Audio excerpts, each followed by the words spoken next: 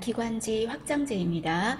기관지 확장제는 가장 대표적으로 네 가지를 먼저 한번 생각해 볼 수가 있어요. 네 가지를. 그럼 그 네 가지 중에서 가장 대표적인 게 뭐가 들어간다? 아미노필린이라는 거죠. 요거는 알아두셔야 되겠죠. 아미노필린이라는 이 약은 주로 언제 쓴다? 기관지 천식, 그죠? 천식 환자들한테 기관지 확장제로서 가장 많이 쓰는 약이 보편적으로 아미노필린입니다. 그래서 천식 치료제 하면은 아미노필린, 그리고 이 천식이라는 게 좀 흥분하거나 또 긴장하거나 해도 천식이 더 악화되니까 이 아미노필린과 함께 또 쓰는 약이 진정제 같은 경우를 쓰죠. 그래서 그때 아미노필린 확장제 쓴다는 거. 그 다음에 천식 발작이 있을 때 쓰는 게 어떤 거라 그랬습니까? 에피네프린이라고 했죠.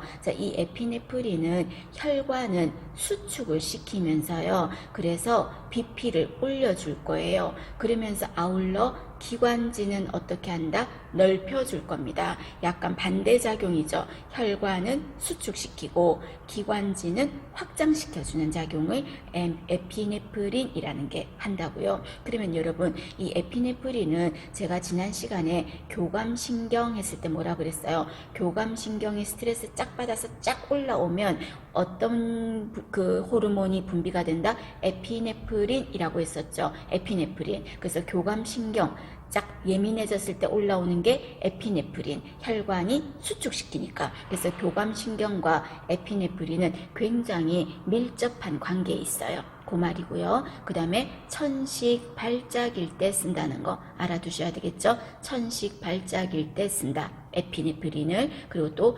아나필락시스, 아주 비정상적으로 몸에서 일어나는 면역 반응, 아나필락시스, 이때 쓰는 게 에피네프린이라는 거 알아두십니다. 그 다음에 세 번째는 참고로 하시면 됩니다. 에피네프린하고 이름 비슷한데 에페드린이라는 게 있어요. 요것도 기관지 넓혀주는 약이다.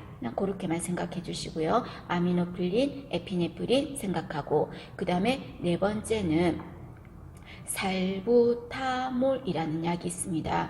요게 시험에 한번 양리 때 나왔거든요. 살부타몰은 벤토린이라고 합니다. 이거는 주로 누구한테 쓰냐면 소아 천식 아이들한테 쓸 건데, 주로 폐나 호흡기 문제 아이들한테 쓰겠죠. 호흡기 환자들한테. 얘는 주사라든지 먹는 약이 아니라 흡입하는 거, 들여 마시는 거. 그래서 우리가 호흡기 치료한다 할 때 안에 약물을 넣어서 이렇게 들여 마시는 거 있었죠. 그때 쓰는 약물이 벤토린이라는 거. 결론은 기관지 확장제에 들어간다는 거 시험에 나왔어요. 기관지 확장제 중에서 흡입제로 쓰이는 게 어떤 거냐 해서 벤토린이라는 거 한번 언급이 됐었습니다. 보실 것.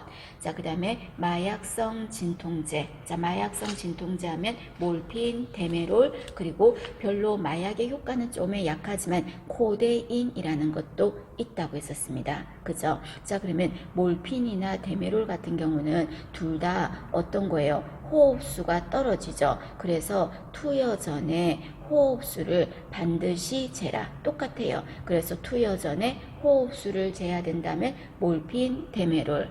투여 전에 맥박수를 재야 된다. 이래 말하면 디기탈리스. 그죠? 보시고, 특히 노인들은 호흡수가 어떻습니까? 성인들보다 떨어지죠. 호흡수가 떨어져. 그럼 호흡수가 떨어지는데 또 몰핀을 주면 어떤 일이 생길까요? 더 떨어지겠죠. 그래서 여간하면 몰핀 같은 호흡수가 떨어지게 하는 이런 약들은 노인한테는 쓰지 마라, 그 말입니다.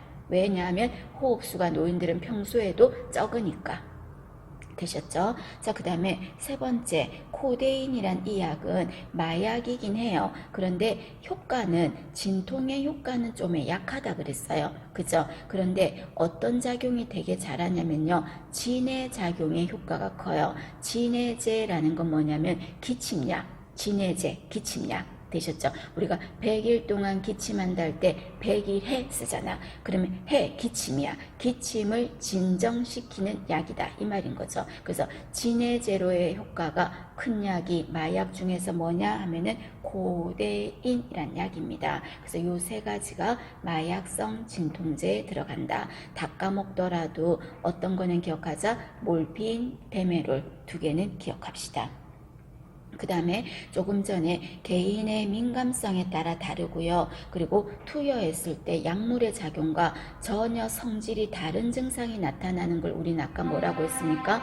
알레르기라고 했었거든요. 그럼 이 알레르기는 막 분비물이 나와서 우리한테 알려주는 거라 그랬죠. 그 분비물이 나오게 하는 물질이 아까 뭐라 그랬다? 히스타민이라고 했잖아요. 그럼 이게 사람을 좀 힘들게 하잖아. 자꾸 가렵고 그죠? 두들기게 하니까. 그럼 이 히스타민이 나오는 거를 못 나오게 하자. 항히스타민제. 다르게 말하면 알레르기를 좀 막자. 항알레르기제 같은 거죠. 자, 그 약의 대표적인 게 드라마민이라는 약이 있는데 항히스타민제에 원하지 않는 작용, 부작용이 뭡니까? 하면은 멀미약 먹으면 어때요? 이게 드라마민이 멀미약이거든요. 먹으면 졸리죠.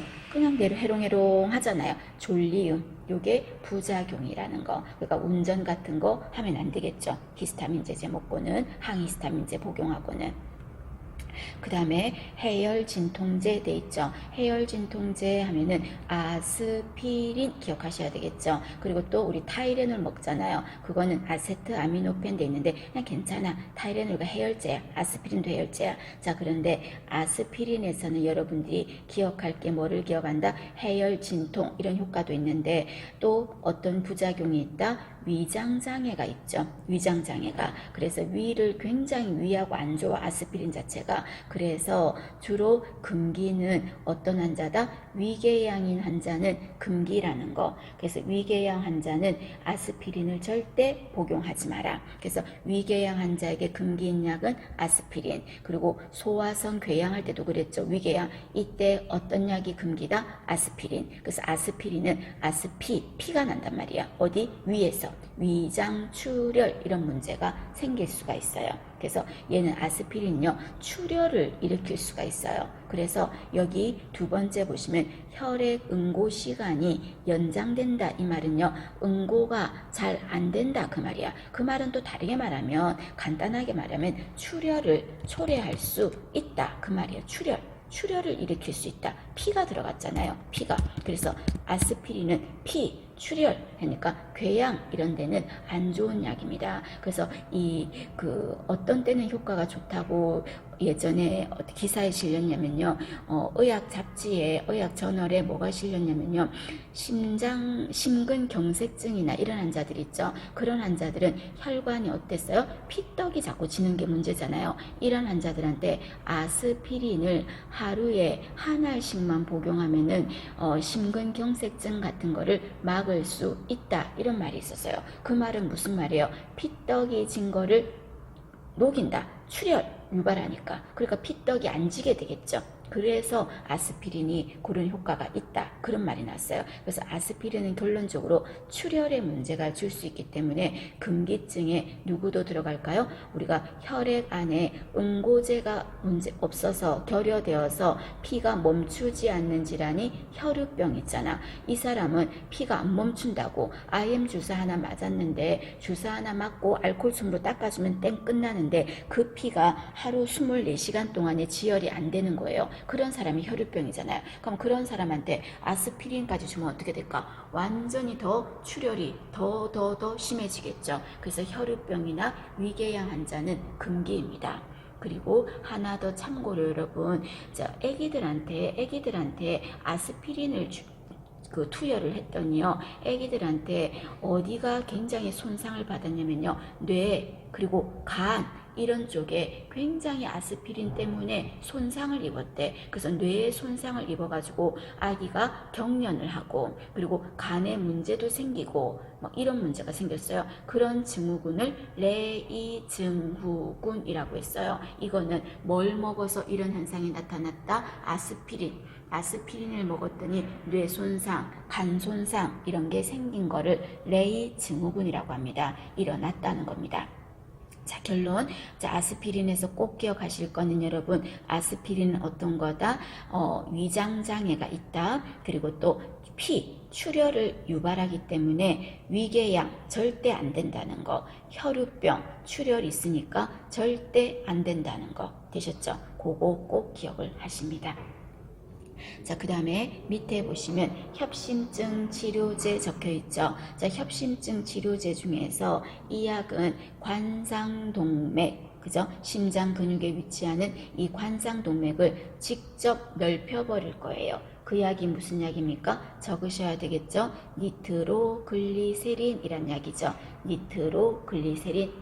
자, 이 약은 먹을 때 어떻게 먹는다? 앉아서 먹어주면 좋겠고요. 그래서 빨리 바로 심장 관상동맥을 바로 확장시키려고 앉아서 투약하는 게 빠르고요. 그리고 이 약은요, 수분에 약해요. 그러니까 수분, 물기가 닿으면 약 효과가 떨어져요. 그래서 수분이 없는 곳에 보관을 해야 돼요. 그리고 언제 갑자기 이 협심증이 생길지 모르잖아요. 그러니까 약을 여기저기 흩어서 분산해서 보관을 해야 응급일 때 내 손에 닿기 쉬운 곳에서 내가 투여를 할 수 있죠. 그리고 이 약은 어디로 넣는 겁니까? 혀 밑으로 넣는 거죠. 그죠? 설하 투여를 하겠습니다. 그죠? 설하 투여. 혀 밑에다 넣는다. 그래서 혀 밑에 넣는다 하면은 니트로글리세린, 또 하나가 구강 체온계, 이런 거는 혀 밑에 넣어서 하죠. 그 다음에 강심제. 자, 강심제 중에서 이 약은 디기탈리스라고도 부른다고 했죠. 이 약의 이름이 뭡니까? 디곡신이죠. 적어두세요. 디곡신. 자, 이 약은 심장을 파워 있게 뛰게 하는 약이죠. 그런데 효과는, 파워는 있는데 횟수는 어때? 느리게 뛰게 할 거야. 그래서 느리고 강하게 뛰게 하다 보니까, 느리게 뛰게 하니까 결론적으로 맥박이 느려지겠죠. 서맥을 초래하겠죠. 서맥이라면 분당 60번이 최저인데 60번이 안 뛰는 거를 서맥이라고 하거든요. 그래서 디곡신을 투여하면 맥박수가 떨어질 수 있어. 그래서 반드시 투여 전에 맥박수를 재야 되는 약이 디곡신, 디지탈리스다. 알아두셔야 되겠죠? 반드시 알아두셔야 됩니다. 자, 그 다음에 항응고제, 항응고제. 자, 항응고제 하면은 대표적으로 어떤 게 있습니까? 헤파린, 그 다음에 와파린, 코마딘. 와파린, 코마딘은 같은 겁니다. 약 이름이 같은 겁니다. 그래서 헤파린, 와파린, 코마딘 이런 말 나오면 항응고제라고 생각해야죠. 그럼 응고가 안 되게 하는 거지. 그죠? 응고가 안 되게 하는 거니까 이 약을 주면 잘못하면 뭐가 생길 수 있어? 출혈 생길 수 있는 거죠. 그래서 투여하고 나서 반드시 뭐를 확인해야 된다? 적으셔야 되겠죠? 출혈 여부를 확인을 해야 되겠죠. 출혈 여부를 확인해야 되겠죠. 그리고 투여 전에는 응고 시간이 어느 정도 되는지도 체크하겠죠. 괜찮아. 근데 투여하고 나서 출혈 신경 써야 된다는 거, 항응고제라고 합니다. 되셨습니까? 봐주시고. 그 다음에 밑에 보시면 항생제라고 되어 있죠. 항생제 같은 경우는 혈중 농도 유지를 위해서 항상 일정한 시간에 투여하는데, 그 대표적인 항생제 중에서 페니실린 있죠. 자, 이 페니실린 하면 무조건 뭐가 떠올라야 된다? 아나필락시스. 아나필락시스 하면은 페니실린 떠올라야 되는 거죠. 그래서 이 아나필락시스는 어떤 겁니까? 정상적인 겁니까? 비정상적인 겁니까? 비정상적인 거야. 너무 지나치게 오버했어, 우리 몸에서. 그래서 얘는 비정상적인 면역 반응을 말합니다. 면역이란 건 어느 정도는 좋은 거야. 외부에서 뭔가가 들어왔을 때 하고 막아내는 거니까. 근데 얘는 너무 오버했어. 오버해서 오히려 우리한테 해를 끼치는 거죠. 그죠? 이런 게 아나필락시스죠. 주로 어떤 것 때문입니까? 페니실린 또는 혈청 또는 땅콩, 그리고 또는 말벌, 이런 것 때문에 일어나는 거죠. 혈청, 땅콩, 페니실린, 말벌, 이런 것 때문에 일어나는 거죠. 그럼 이 아나필락시스는 가장 문제는 뭐예요? 기도. 기도가 막히는 거죠. 기도 개방을 시켜야 되는 거죠. 그죠? 기도 개방. 그래서 이 아나필락시스 때는 제일 먼저 써야 되는 약이 뭐다? 에피네프린이에요. 아나필락시스가 일어났다 하면은 에피네프린. 계속 말씀만 드리잖아요. 에피네프린.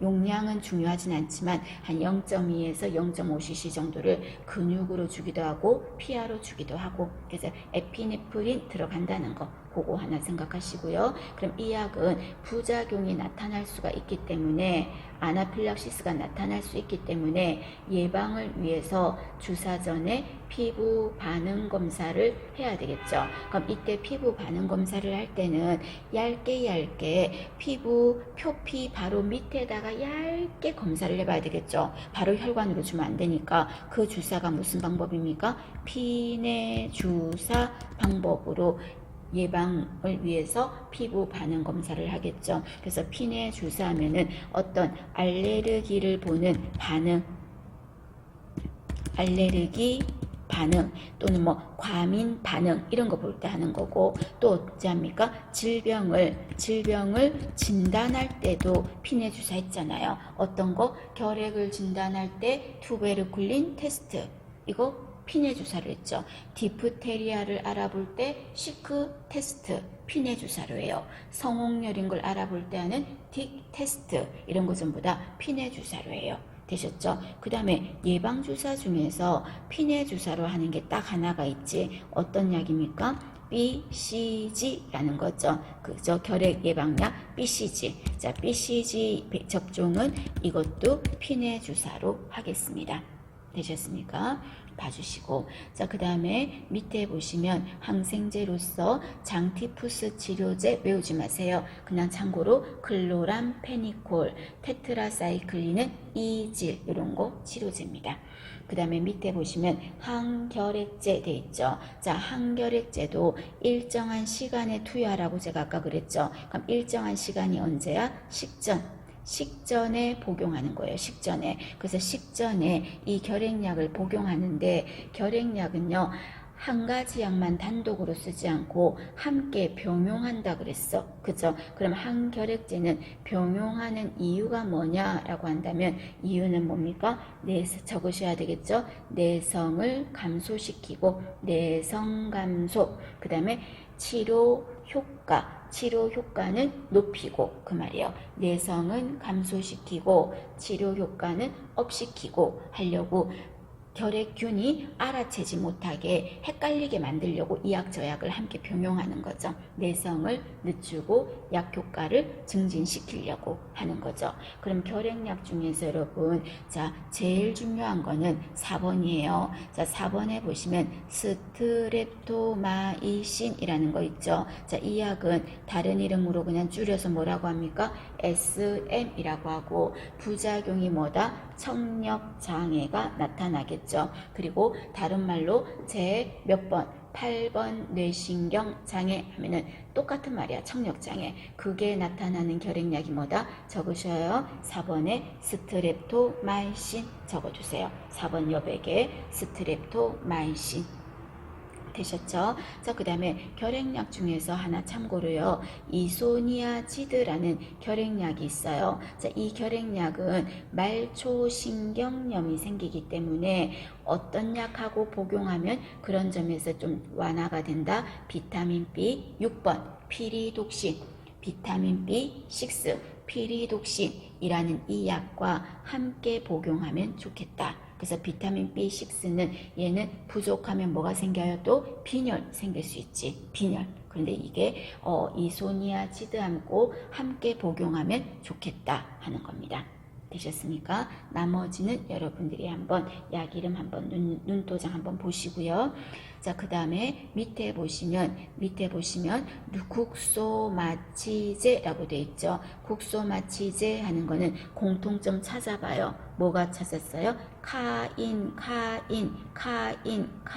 들어갔죠. 그래서 리도카인, 프로카인, 코카인, 벤조카인, 이렇게 카인 들어가면 뭐다? 국소마취제예요. 그 중에서 하나만 기억을 해야 된다면 가장 대표적인 게 뭐가 있다? 적으셔야 되겠죠? 리도카인이라는 거. 리도카인. 되셨습니까? 자, 그 다음에 당뇨병 치료제. 당뇨병 치료제. 자, 당뇨병 치료제 하면 대표적으로 먹는 약, 그리고 또 인슐린 주사약 이렇게 생각하겠죠. 그때 인슐린은 어떤 방법으로 주사합니까? 피하에다가 반드시 주사한다는 거. 인슐린은 피하 주사를 한다는 거. 피하 주사. 인슐린. 그래서 피하 주사하면은 가장 대표적으로 피하로 주사하는 게 어떤 게 있었습니까? 인슐린 주사 피하로 하고요. 그 다음에 또 항응고제 헤파린 있죠. 이것도 피하로 하고요. 그 다음에 또 예방접종 있죠.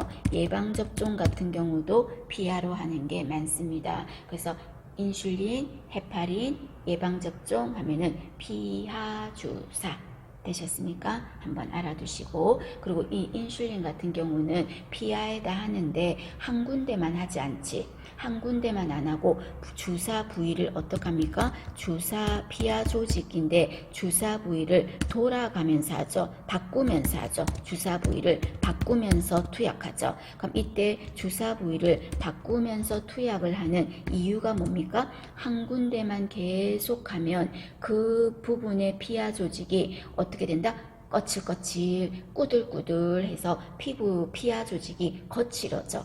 좀 딱딱해진다고. 그럼 약이 들어갔을 때 약 효과가 잘 안 나타나겠죠. 자, 그거를 피하 조직이 꾸들꾸들하다, 거칠거칠하다, 그 말을 좀 어렵게 표현해서 피하 조직이 섬유화된다 이렇게 표현할게요. 피하 조직이 섬유화되는 거를 막기 위해서 주사 부위를 바꾸어 가면서 주사를 한다 하는 거 같이 기억하십시다. 그 다음에 밑에 경구용 혈당약 이런 것도 있겠죠. 그러면 경구용 혈당약 같은 경우는 임신 중에는 이걸 복용해도 됩니까? 안 됩니까? 안 돼. 임신 중에는 어떤 걸로 치료제가 들어가야 된다? 무조건 인슐린으로.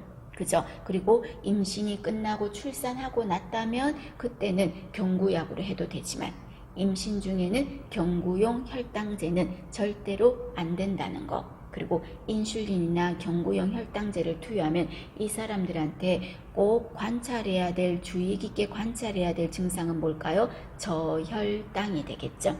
그죠? 이거 하면 저혈당이 나타날 수 있으니까 저혈당 관찰하라.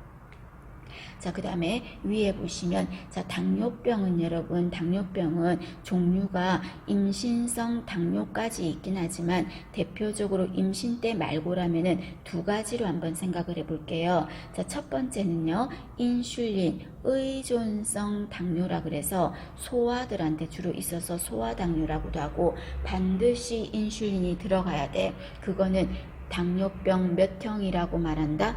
1형이라고 하죠. 적어두세요. 앞에다가 1형 당뇨가 됩니다. 앞에다 적어두세요. 제가 간 비워놨죠. 1형 당뇨라고 합니다. 그래서 1형 당뇨는 인슐린이 반드시 필요한 당뇨, 소아당뇨. 그 다음에 두 번째는 2라고 적어두세요. 2형 당뇨. 자, 2형 당뇨는 어떤 거다? 인슐린이 들어갈 수도 있고 안 들어가도 되고, 그 말은 인슐린이 반드시 들어가야 된다는 건 아니지. 비의존성 당뇨. 무슨 말인지 아시겠죠? 이거는 주로 누가? 성인들한테 있다. 그래서 2형 당뇨를 성인 당뇨라고도 합니다. 헷갈리지 마세요. 두 개. 그 다음에 정상인의 공복시 혈당. 자, 밥을 안 먹었을 때 혈당은 얼마가 정상입니까? 하면은 책마다 조금은 다를 수 있어요. 약간 수치는 차이가 날 수 있으니까 여러분 항상 시험날 그 숫자가 나온다면 너무 그 숫자 하나가 정확해야 된다고만 생각하지 마시고 그 범주에 들어간다면 맞다고 하세요. 절대 그 범주에 들어가는 게 보기 두 개가 다 들어가거나 그러진 않을 거예요. 되셨습니까? 그래서 정상인의 공복 혈당은 보통 한 70에서 100 정도까지 생각을 하고요. 그 다음에 식사하고 나서 2시간 있다가 재는 혈당 있죠. 여러분들이 병원 실습할 때 혈당 검사 10시 했잖아. 10시. 그리고 또 2시에 보통 하죠. 그 말은 뭐예요? 식사하고 2시간 있다가 잰 거거든요. 그게 식후 2시간 혈당인데 이 수치는 정상인이라면 140이 안 되어야 된다. 그 말입니다. 자, 그러면 당신은 당뇨병이네요. 당뇨병이 맞습니다. 라고 진단을 내릴 때는 공복시 혈당이 아까 100 정도가 정상인데요. 126 이상이라든지 그 다음에 식후 2시간 혈당이 아까 정상인은 140인데 만약에 200 이상이 나오면은 당신은 당뇨병입니다. 라고 진단 내릴 수 있다고요. 되셨습니까? 자, 그 다음에 당뇨병인지 알아보는 방법에는 혈당 검사를 하는 거죠. 근데 혈당 검사 중에서 어떤 게 있냐면 적으셔요. 앞에 당화혈색소라는 검사가 있어요. 당화혈색소. 자, 이거는 혈색소가 뭔데요? 헤모글로빈. 혈색소가 헤모글로빈이잖아요. 헤모글로빈의 당들이 다닥다닥 덮어져 있어가지고요. 혈색소, 헤모글로빈이 당으로 코팅이 된 거야. 그럼 당으로 코팅이 됐다는 말은 혈관 안에 있는 피가 너무 많이 달짝지근하니까 혈색소가 어떻게 됐다? 쩔여진 겁니다. 당에 쩔여진 거예요. 쩔여진 거. 복숭아 황도 통조림처럼 쩔여진 겁니다. 이렇게 쩔여진다는 거는 그냥 오늘 내일 혈당이 높았던 게 아니라 한 4에서 6주 정도 동안에 평균 혈당이 어느 정도 유지를 하고 있나, 좀 오랜 시간 혈당이 어떤 상태인가, 쩔여져 있었나, 이런 거를 알아볼 때 쓰는 검사가 당화혈색소라고 합니다. 그래서 얘는 두 번째 줄에 한 4주에서 6주 또는 한 8주 정도 동안에 평균 혈당 조절이 잘 되는지를 알아볼 때 병원에서 당뇨 환자들한테 한 2달 간격으로 검사를 하자고 하는 게 당화혈색소라는 거거든요. 되셨습니까? 이 숫자가 참고로 6.5% 이상이면 당뇨병입니다. 라고 진단할게요. 자, 참고로 봐주시면 되겠습니다. 여기서는 여러분들이 요것만 1형, 그 다음에 2형 구별해 주실 것. 자, 그 다음에 밑에 보시면 자, 경구 약물을 복용하는 방법입니다. 자, 약 중에서 흔들어서 주는 약은 물약이겠죠. 그럼 시험 문제에서 물약을 흔들어서 주는 이유가 뭐냐, 이렇게 말하면 어떤 거예요? 농도를 섞어 주려고. 그죠? 밑에 깔아앉은 것도 있으니까 농도를 맞추려고. 그 다음에 약 중에서 여러분, 우리 코로나 때 스트랩실이라는 빨아먹는 약 되게 많이 나갔잖아요. 없었잖아요. 자, 그런 약은 입안에 물고요 빨아먹는 거야. 오독오독 깨먹어도 안 되고 물하고 삼켜도 안 되는 거죠. 그렇게 혓바늘이 돋았다든지 모관이 아프다든지 그래서요 입안에 물고 있게 하는 약이 있어요. 그 약의 이름을 뭐라고 한다? 함당제라고 합니다. 함당제. 자, 적어두셔야 되겠죠? 함당제. 입안에 물고 있는 약입니다. 물고 있는 약. 함당제. 그 다음에 세 번째는 루골용액인데 이 약은요 갑상선이 안 좋거나 할 때도 보통 쓰거든요. 근데 이 약이 굉장히 써. 그래서 너무너무 써서요 우유나 과일 주스에다 섞어서 줄 거야. 그리고 섞어서 줘도 혀 끝에 많이 닿으면 너무너무 쓰니까 빨대로 해가지고 투여를 할 겁니다. 이유는 뭐라고요? 쓴맛을 감추려고. 그래서 우유나 주스에 희석해서 쓴다. 루골용액 참고.